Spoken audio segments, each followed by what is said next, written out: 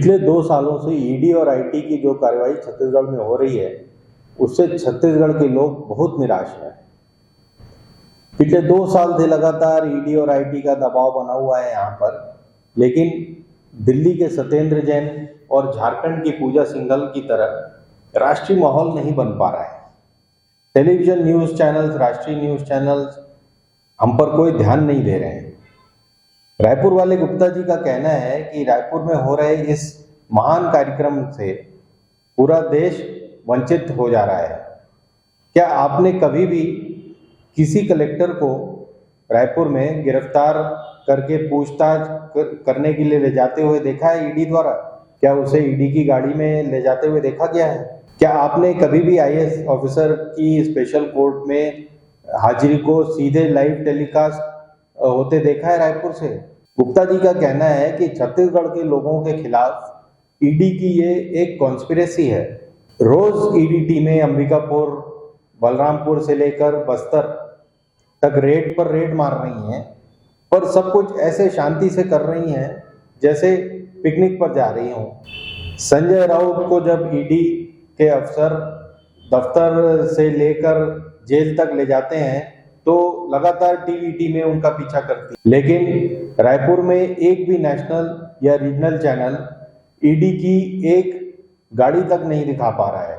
गुप्ता जी को आश्चर्य है कि 4-5 आईएएस ऑफिसर्स और 10-12 माइनिंग ऑफिसर्स को ईडी ने पूछताछ के बाद गिरफ्तार भी कर लिया है तथा कई जिलों की कलेक्ट्रेट का मुआयना करके वहां पर कागजात भी जब्त कर लिए हैं, लेकिन कोई भी ईडी का ऑफिसर नेशनल न्यूज क्यों नहीं बना पा रहा है?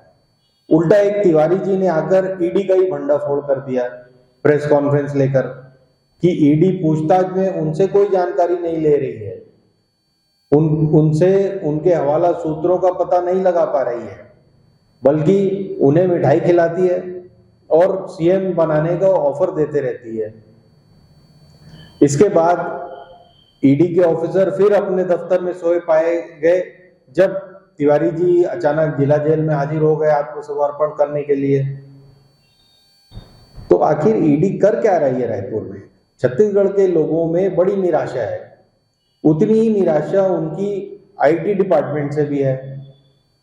दुर्ग, रायगढ़, सक्ती से लेकर धमतरी तक न जाने कितने अग्रवालों के यहाँ पर रेड मार दी है, पर कलेक्शन का आंकड़ा अभी भी 50 से 100 करोड़ के तक भी नहीं पहुंच पाया है। पता नहीं कितने स्टील व्यापारियों के यहाँ ब्रेकफास्ट, लंच और डिनर कर चुके हैं आईटी के अधिकारी, लेकिन अभी तक कोई भी गंभीर मामला सामने नहीं आया है इन रेड्स के बाद। खबर है कि व्यापारियों ने सेलिब्रेशन में रेड होने के बाद खुशी खुशी तुरंत नई नई गाड़ियां खरीद ली हैं। कई व्यापारी आईटी रेड को अपनी इज्जत बढ़ने का मापदंड भी मान रहे हैं। समाज में उनकी इज्जत बढ़ जाती है। छत्तीसगढ़ में निराशा का माहौल इतना गहरा है ईडी और आईटी के प्रति कि अब लोगों का सुप्रीम कोर्ट से भी विश्वास उठता जा रहा है। एक रोटी स्कैम हुआ था, कई उसके नान स्कैम के नाम से भी जानते हैं, वो मामला 2 साल से सुप्रीम कोर्ट में लंबित है और वहां उसका नान पराठा बन रहा है। राजधानी रायपुर के निवासी नेशनल टीवी पर आने के लिए आतुर हैं, पर ईडी आईटी के अधिकारी ऐसा मौका ही नहीं आने दे रहे हैं। अब क्या किया जाए? क्या किसी भी प्रदेश में 22 आईएएस अधिकारियों के खिलाफ कोई भी रेप से लेकर गबन तक के मामले लंबित हैं?